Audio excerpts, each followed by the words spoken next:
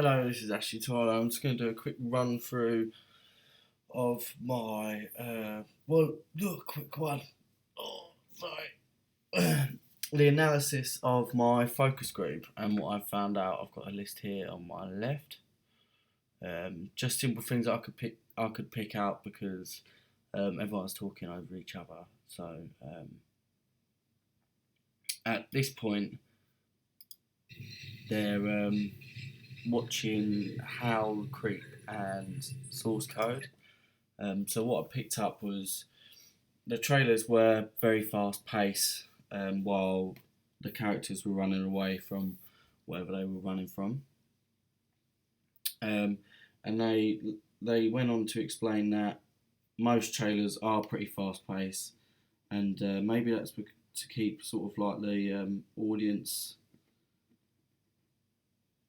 just interested in it. Because if it was a slow trailer, then you probably just wouldn't bother watching a film. That's my own thought of that.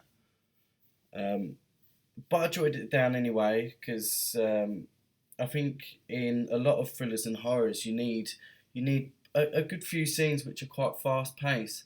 But um, I think the only scene I can think of that will go well with my project would be the last scene when the doctor pulls the girl off the train. So incorporating that, maybe literally just have the doctor just pull her off like as quick as they can, to sort of so the audience thinks, oh shit, what's going on. Um, as it says here, thrillers are more fast paced, quick successions. Jacob went on to say horror builds tension. Yeah, and and thrillers more quick successions. I wasn't sure I agreed with that. Um, Only from personal experience because I feel like the whole point of a thriller is to build up to the end, to keep the person on the edge of their seat. Um, but obviously, horror and thriller have very um, close connotations with stereotypical connotations between them. Like building tension. Uh, so horror is the more sort of like say there's a monster in the attic, and the people are going through these different days with different things are going on. Then it comes up to the final lead of them finding not like well, it's sort of like just gone midway of them finding out what the monster is, why it's there, sort of thing. Um, and then it goes on to the quick succession of um, say they're trying to get rid of the monster or whatever. Just for an example, so I think they both have very similar connotations. I think it is quite hard to separate them from each other. Um, Apart from the simple fact of a horror making you scared, so because you have psychological horrors as well, which is a whole nother story. Um, but I wasn't sure if I wanted to put that um, turn my piece into a psychological horror. I think it would stay well as a thriller on screen, but the original story because it's such an like a realistic thing that could not that it could happen, but it's in everyday environments. It's with everyday people, sort of thing. So I think that's like they go on to say later on about what the doctor says, but I'll talk about that in a minute. Um, but as we watched how it they all said don't show what the creature is. Um, in mine, there's not going to be a creature, but what I will do, I will show what the bad men or man, depending on the cast, um, like what they are. So because I want to use their facial expressions and their emotion of which is going on and on the train and the situation, how it's developing as they go along. Sarah said the POV walking down the tube station shot symmetrical and uneasy. I like that. I like the because I wanted to do a build up before she gets on the train. So I think a POV shot would be really good, and that brings us down to a POV shot of someone looking at them. So to build tension and create sort of like an anxiety effect on the audience, I could use. I mean, it's not going to be anyone following her specifically, but just to draw attention to her, to say something bad's going to happen to her later, and she's going to be in real shit. So I like the idea of the POV shot, and I'd like to be able to put that in there, and I think I will. Um, what I found scary was more realistic scares, as it says here, which goes in to say that obviously Howl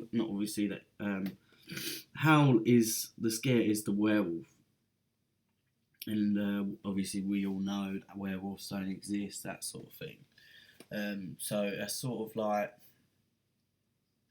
real world scares is a lot worse than monsters and things like that. Like I said on the situation is real world. Oh, sorry. Yeah, the situation that this girl is in is real world. So anyone could be in it. Anyone could be on a train. Something bad could happen. That sort of thing. And that's how I think. That's how I want to keep it. I don't want to bring any like foreign subjects from other films and ideas into it. I think sticking with it and leaving it how it is, so it's realistic and so the audience can relate to it. I think that's my best bet. Um, and I'll go on to get the best out of limited location, keep isolation. Jacob said something about this, which if I keep the camera work, so it looks like the girl is isolated because obviously I'll only be on the platform on the train. So I think before this bit, as I talked about the tension building right at the beginning before she gets on the train or platform, is that it could be an open world and she's walking into this sort of this fearful place, maybe, but which is every day to her. She always gets on this train, sort of thing, and it's just this time where it's just the wrong place. So with my camera work, maybe make her look smaller, keep the camera above her, that kind of thing. I think that would be the best idea. Keep it focused on her. Maybe get a shadow depth of field behind her, so it looks like, although it's such a small place, but the background is so far away. So it's like she can't run it. She can only run around in the place where she is if she wants to run, sort of thing. Best way I can think of describing it. Audience thinks safer while bright locations. Yes, Pete mentioned that because Howl is so dark, although it's scary because you can't see where anything is. That he thought having a brighter location means that because you can. I don't know. I can't remember what it says now. Hang on. Let's go back. Let's quickly go back. Let's scroll through. If he's like horror is more about building tension and kind of building tension. Well, as soon as they showed the wolf dude, yeah, this would have been angry if found out. But actually, it's not. It was like But then again, it had to introduce the concept. Would have been kind of walking down like the tube station. The shots and POV walking shot was just like with the knives and the babies in jail. There you go. It just freaks me out that someone would want to do that, and that's what makes it more scary. So by showing that, it makes it slightly better than just seeing a werewolf when I was on train. Yeah, exactly. I think that's a good point. Um, source code obviously looks. Those last two definitely look like Yeah. And source code is marked. But then I guess Oh yeah. So Colour similarities between creep and how. very subdued. I think the opposite. I think that one where she's walking along the train, it's really bright. Mm. With Ham, it's really dark. Yeah. So would you think someone was safe if they was in a bright place? Maybe that's why. You would think so. Yeah, you would think so. Maybe not. yeah, so it's a whole idea of you thinking that you're safer while there's lights on, which I think is a good point. Obviously, what's not going to help while I'm filming it is that it's going to be during the day, and they mention artificial lighting here and the unease of light pockets, of which I personally wanted to create.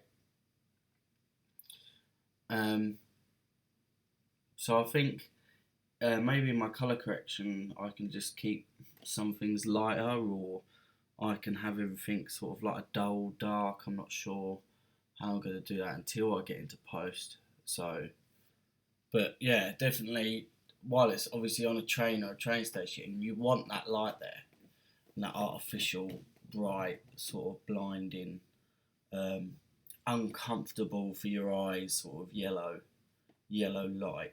You know, obviously like what you get on a tube.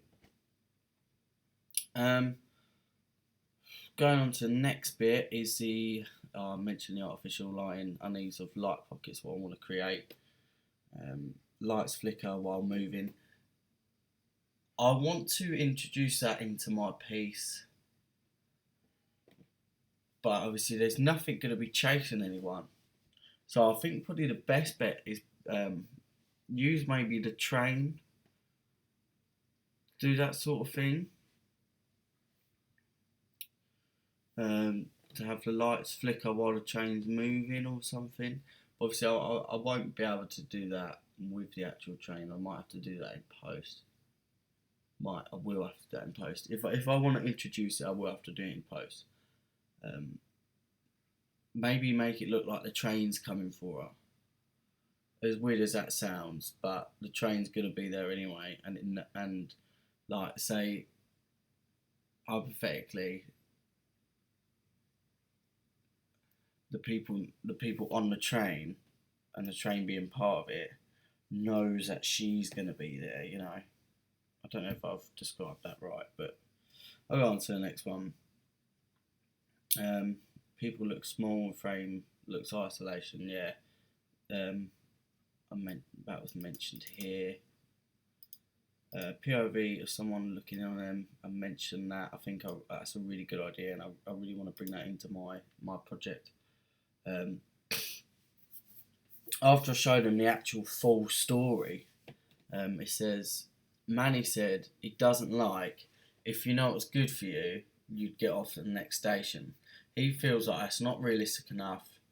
And then him and everyone else agreed. Well, he went on to explain everyone else agreed that you just wouldn't get off. And it says here, as if it was creepier than the actual situation. That's how I saw the way he said it. That's how I read the way he said it. Because although you think it's already weird that this lady or girl is already staring at you while she's with this other guy or two guys, that some random person's just come on telling you've got to get off because that girl is dead.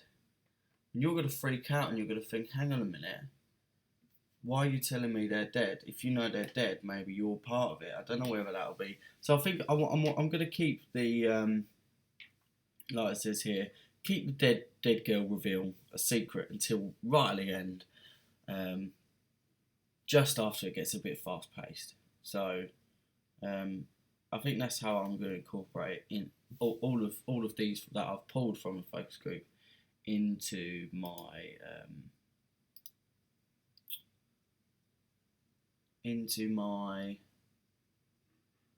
project. So thank you for listening. This is Ashley Tyler.